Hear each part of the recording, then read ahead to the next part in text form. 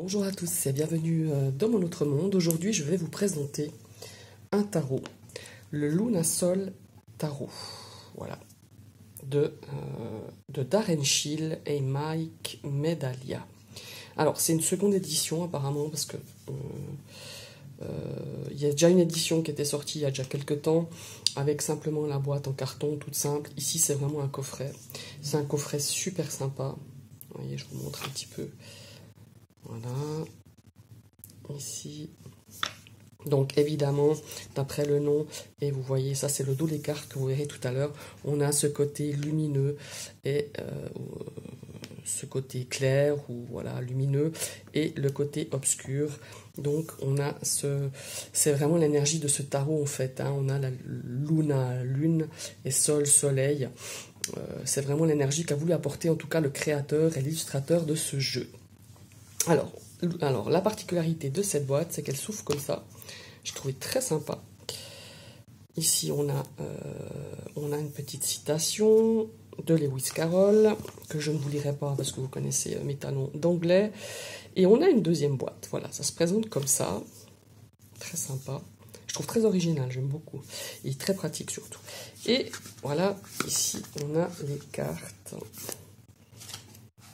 J'en ai oublié quelques-unes.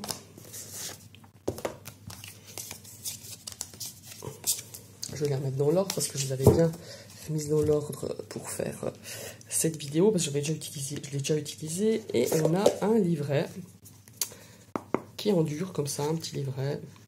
Alors bon, il y a l'explication de base, hein, il y a vraiment, voilà, c'est pas, si vous êtes débutant, c'est peut-être pas ce tarot par celui-ci qu'il faut commencer, mais il y a tout ce qu'il faut, voilà, il y a vraiment l'explication, il y a de belles explications, tout à fait, tout ce qu'il faut en fait.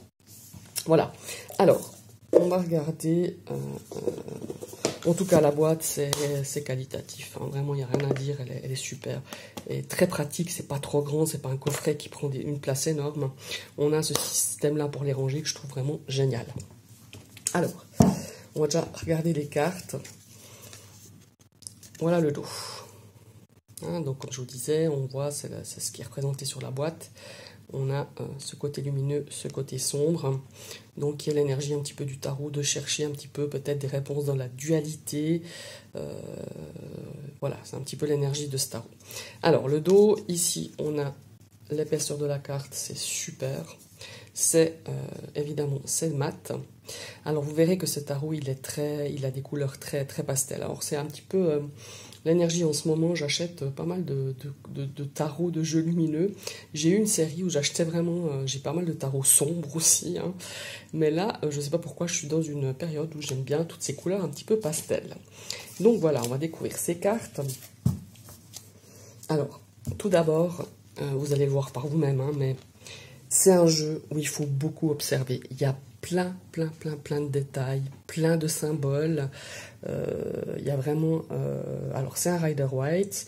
Je trouve que les mineurs, par contre, pas les mineurs, les majeurs, sont beaucoup d'inspiration Tarot de Marseille. Je trouve qu'il y a des illustrations qui ressemblent énormément. Il est justement au niveau, vous verrez, la justice est en 8 et la force est en 11, hein, comme le Tarot de Marseille, mais ça, voilà, ça on a un peu l'habitude de le voir dans différents tarots. Mais voilà, ce que je voulais dire, c'est que c'est vraiment un tarot où il faut beaucoup détailler pour nous apporter des informations. Et les informations, je vous assure, je les ai utilisées 3-4 fois, sont très pertinentes, en tout cas pour ma part, hein. Alors on va commencer déjà avec le fou. Donc vous voyez, là on a un fou qui est de face, hein. D'habitude on le voit de côté, là il est vraiment de face. Voilà, il y a pas mal de détails. Il y a un crocodile à côté de lui, oui c'est un crocodile on dirait. Le magicien. Alors vous voyez là, il y a le magicien, il cligne de l'œil, il fait un clin d'œil, là il a un œil fermé. Là aussi, il y a plein de symboles, là. Bon, on a l'infini, on a tout, voilà, toutes les 4 suites du tarot. On a quand même ici des corbeaux. Il y a vraiment, il faut beaucoup observer. C'est un tarot, il faut énormément observer. Comme je vous le disais, il y a vraiment beaucoup de symbolique. Il y a beaucoup de détails qui peuvent nous apporter. Donc vous voyez ce côté sombre et clair. Hein. Ici on a la grande prêtresse, ici on a ce pilier qui est sombre, ici on a le pilier lumineux. Il y a toujours une partie sombre et claire dans pas mal de cartes. Regardez ici l'impératrice.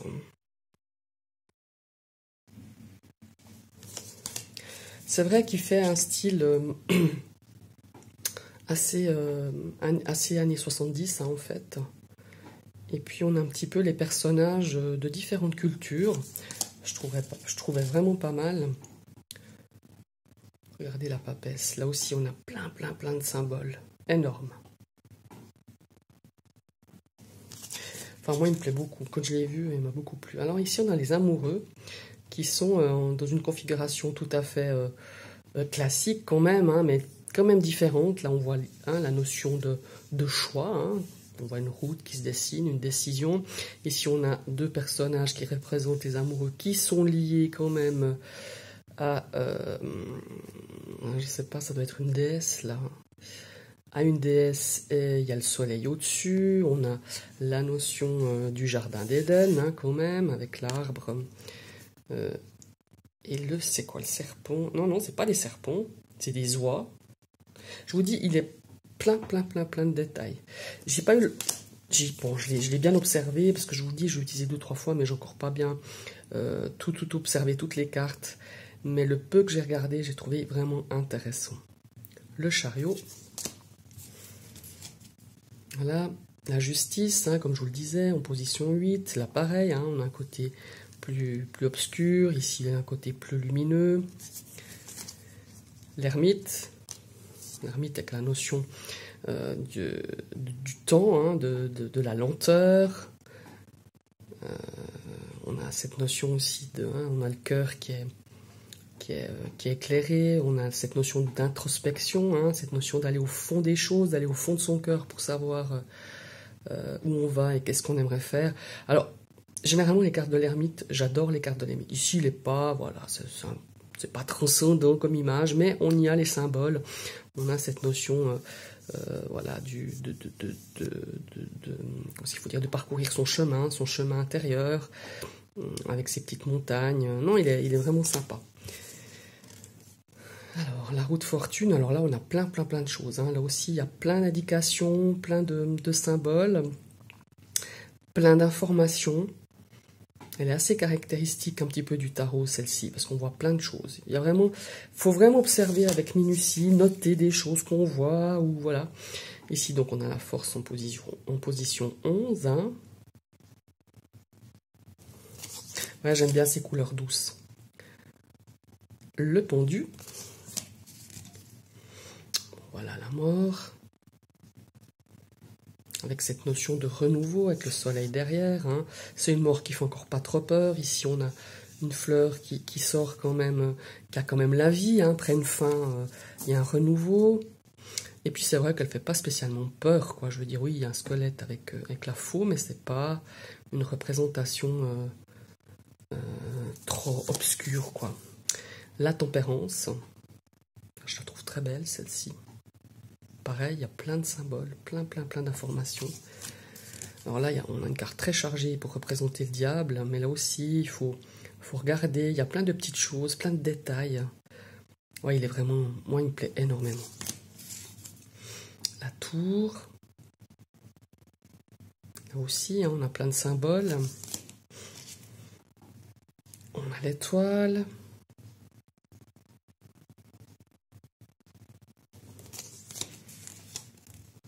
La lune.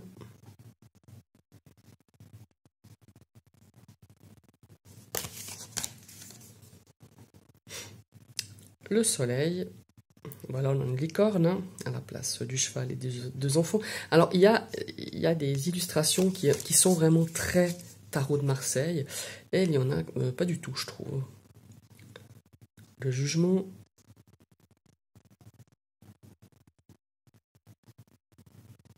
Vous voyez, là, on a la partie obscure, la partie plus claire, beaucoup plus positive. Et le monde. Là aussi, hein, il y a plein de choses à... Vraiment, ouais, vraiment sympa. Maintenant, on a 2 cartes supplémentaires. Ici, on a une carte un petit peu de la destinée. Hein. J'ai regardé un petit peu dans le livret. C'est un petit peu d'accueillir le destin, nous, en fait, de modeler ce destin, de savoir de quelle façon on prend les choses qui nous sont destinées. En gros, c'est un petit peu ça. Ici, on a une carte de dualité qui représente assez, je dirais, l'énergie de ce tarot. Donc, ce sont 2 cartes supplémentaires. Hein. Voilà, et on va commencer par les séries des bâtons.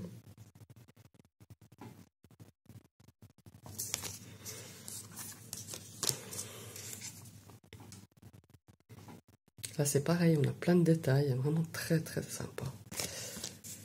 3 de bâtons.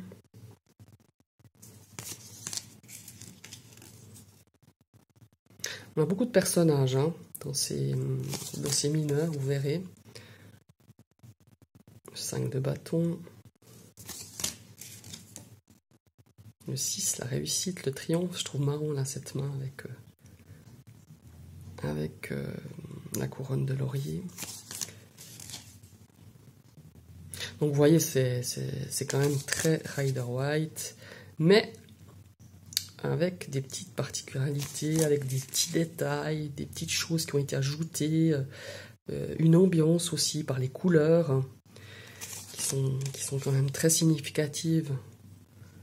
Comme le 10 de bâton, là, on a vraiment cette notion de charge, de surcharge, d'être épuisé, d'être acculé. Et puis la particularité de ce tarot, c'est que jusqu'au cavalier, tout va bien, mais on a mis d'abord le roi à la place de la reine, hein, normalement qui est la troisième figure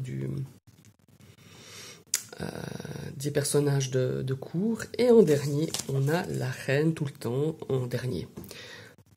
En position un petit peu plus... Ouais, aussi, il faut dire, plus souveraine, je dirais. On a la reine. Voilà. Et l'as de coupe, on attaque les coupes. Regardez ce 2 de coupe comme il est beau. On a cette notion de côté beaucoup plus sombre, côté lumineux, les contraires qui s'attirent. Elle est belle cette carte, j'aime beaucoup. Le 3 de coupe. Là aussi, hein, on a quelque chose de... Cette coupe qu'on ne voit pas.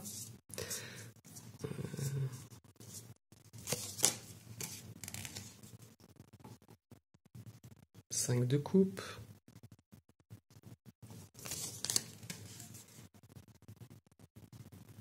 Le 6 de coupe. Oh, c'est mignon avec toutes les petites plantes, avec l'évolution. Quand on... ouais, l'évolution, la notion de l'enfance, de grandir, tout ça avec des fleurs. Ouais, c'est très joli, c'est très pensé. C'est très bien pensé. 7 de coupe. Et puis bon, les couleurs sont hyper douces. Moi, j'adore. Personnellement, j'adore. Le 8 de coupe. Cette notion de se dire, ben, je m'en vais. Je quitte. Notion peut-être de, voilà, la goutte qui a fait déborder le vase. Enfin, tout qui a des... Voilà, c'est très sympa. 9 de coupe. 10 de coupe. Là, on voit toutes les générations confondues. De toutes les couleurs aussi, de toute nationalité. C'est vraiment bien. Valet de coupe. Donc voilà, pareil, là on a un cavalier. Nous avons le roi. Après le cavalier. Et la reine. Qui elle est vraiment sur le trône. Hein. Le roi il est sur quoi d'ailleurs? Là aussi, mais beaucoup moins imposant. Hein. Là on la voit vraiment...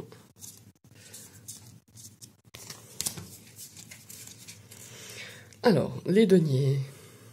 J'aime bien aussi cette série, les couleurs, je trouve vraiment sympa. 2 deniers, donc voilà, représentation classique du rider. 3 de deniers, on a la notion de la collaboration, hein, d'être à plusieurs, d'être aidé. 4 de deniers.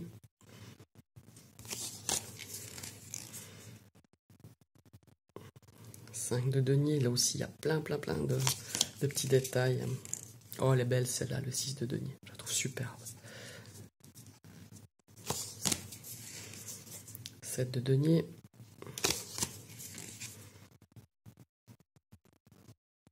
On a l'artisan, le créateur, l'apprentissage. Celle-là aussi, je la trouve sympa. 9 de denier. Et on a le 10 de denier.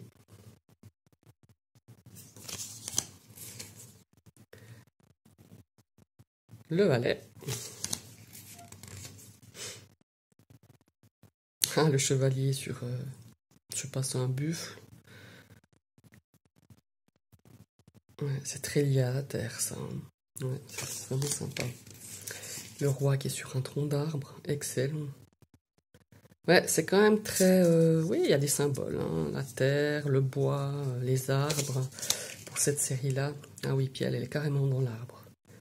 Ah, j'adore. Là aussi, il y a plein de détails. Et nous allons passer à la dernière série, qui est la série des bâtons.